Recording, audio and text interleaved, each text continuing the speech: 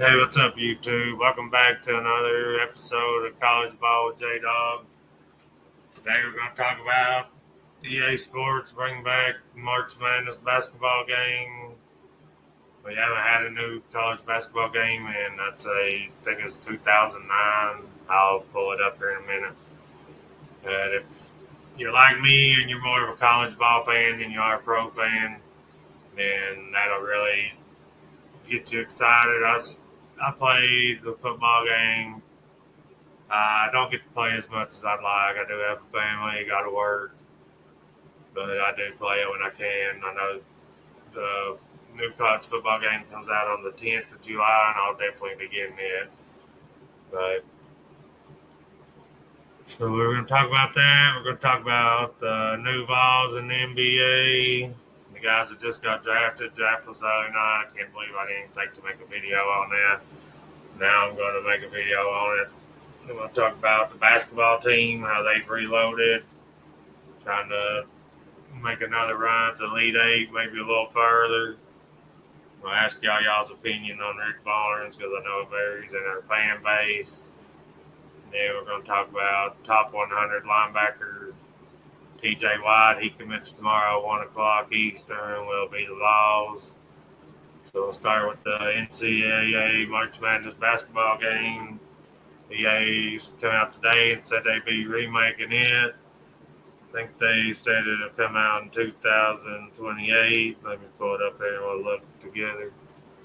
EA Sports is bringing back its college basketball video game series with a predicted release in 2028. Yeah, the first time since 2009. Man, I really hope they bring it back. We waited, from 2014 to 2025, so we had 11 years on the college football game. It's been almost 20 years on the basketball game, so that'd be pretty awesome. I wish they had had it whenever Tennessee had Connect and Ziegler and Gainey all together. So we'll be looking for more updates on that. If you're a gamer, like I said, I game. I don't game as much as probably some of y'all do, but I do like the game. Then let's talk about the new balls in the NBA. You got Chaz Lanier, I think he went pick 35. He went to the Detroit Pistons. Lanier's one of those guys that could be come off the bench, 6-7 man type of guy, the way he can shoot the ball. He hit the most threes in the season of any Tennessee player ever. And that's saying something when you had Chris Lofton as one of the best shooters ever. My favorite memory of Chris Lofton is always going to be on my 16th birthday when he hit that 35-foot three from the Tennessee logo over Kevin Durant. And we ended up coming back from, I think, 24 down against Texas and beat them in Thompson Bowling. The reason I remember it so much is one, Lofton was my favorite player. Two is my 16th birthday when he's having my party while it was going on, so that's pretty cool. And then Jemai Meshack, he went 59th overall to the Grizzlies. If there's any city that Meshack will fit in, it's Memphis. They got the grit and grind mentality, and that's just how Meshack plays. He's going to lock down your best offensive player on defense, and he's going to contribute in every way. It's not always in scoring. You don't always look at his stat sheet and see the difference he made in the game, but he makes a difference. He does all the fundamentals right. And every now and then he'll hit a few shots too. He kind of, if you're a Grizzlies fan, you remember Tony Allen, he could definitely be a Tony Allen type player for the Grizzlies. And Ziegler, he was appealing for a fifth year at Tennessee. He got denied, which sucks because if we could have brought Ziegler back with the guys that Barnes brings back and brought in out of the portal and the freshmen, this would have really probably been our time to win a national title. But Ziegler got denied, and instead of appealing, he did sign a summer league deal, which I hated. I'm glad he got the opportunity. Maybe he'll find his way onto a G League team or even maybe a two-way contract. I love Ziegler, but being 5'9" in basketball and NBA, just, you know, it's not plausible. I mean, you got Nate Robinson who done it recently, but Nate Robinson also had like a 44, 46-inch vertical. And Ziegler, I mean, he's an effort guy, lockdown defender. He just can't. If you're that size, you have to either be able to jump out of the gym so you can dunk on people, or you got to be able to shoot so good that it don't matter what your size is. And Ziegler is neither one of them. Even though Ziegler is one of my favorite ball players we've ever had. He's just gritty, determined. He's a dog. He's been clutch. He's the head of the snake on defense. I just don't see him making the NBA, but if there's one player you can't count out, it is Zagazi.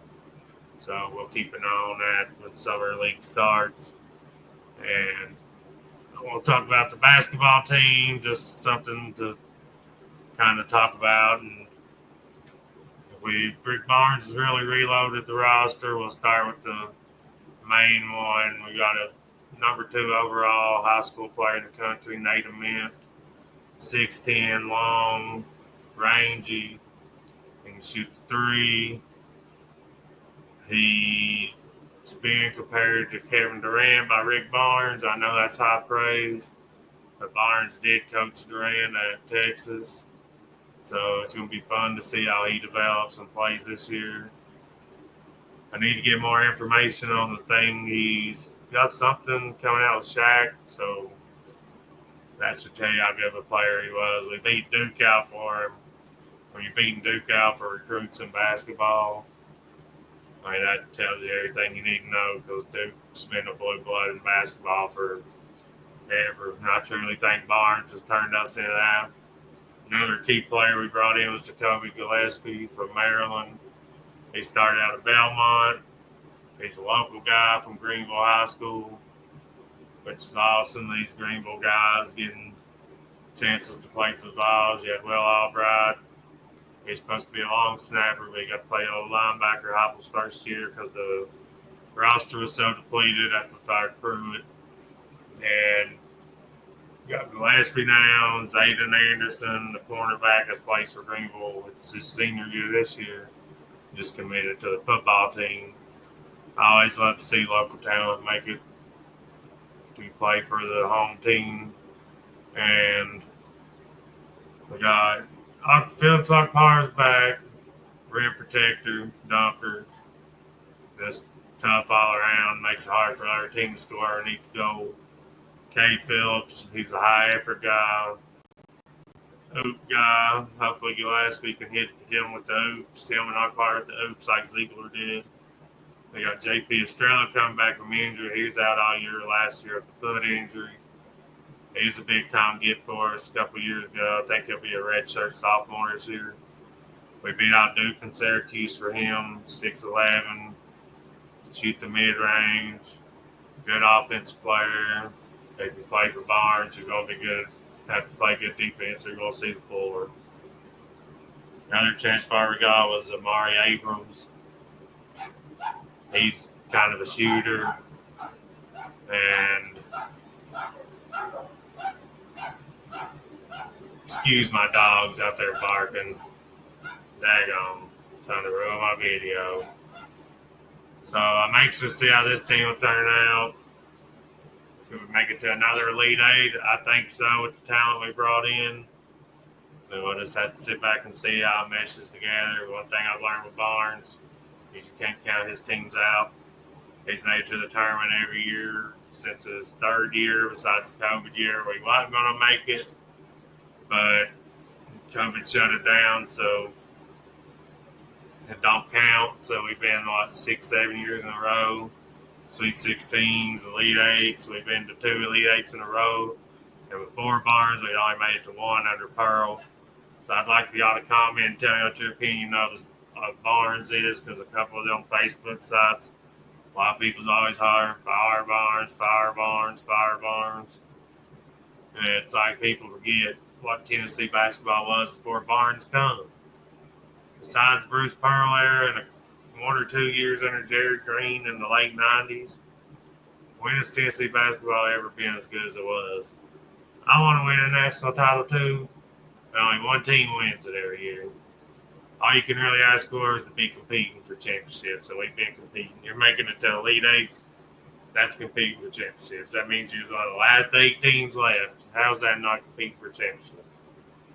Do I think we need to get a little more offense? I do, and I think Barnes has addressed that this year. I think he's kind of adjusting, learning. You got to have defense, but you also still have to have some go-to scorers like we had when Connect was here. Lanier was kind of that guy, but he couldn't really create his own shot like Connect could. He'd get hot, but it'd have to be on catch and shoots every now and then. He'd be able to create his own shot, but nowhere near like Connect did. And the last thing I'd like to talk to y'all about before I get off here is top 100 linebacker TJ White will be committing tomorrow at 1 o'clock Eastern. All signs point to it being the Vols. We'll see if he does. I'll make a video talking about it. Austin Price seems to think we're going to get him. If y'all know Austin Price, he's from VolQuest. He's pretty spot on when he says we're going to get somebody. He's probably the most knowledgeable ball insider they are. So we'll keep an eye on that tomorrow. Another thing, please hit the subscribe button. Please comment. Please like the video. I've had quite a few views. Decent amount of likes, but compared to the views, I'm not nowhere near the likes or subscribes that we could have. God, please do that. It's free. It helps me out a lot. Builds the channel. Helps me get my name out there. I appreciate all y'all taking your time out to watch another video with me. I'd like to thank y'all, and y'all have a good day.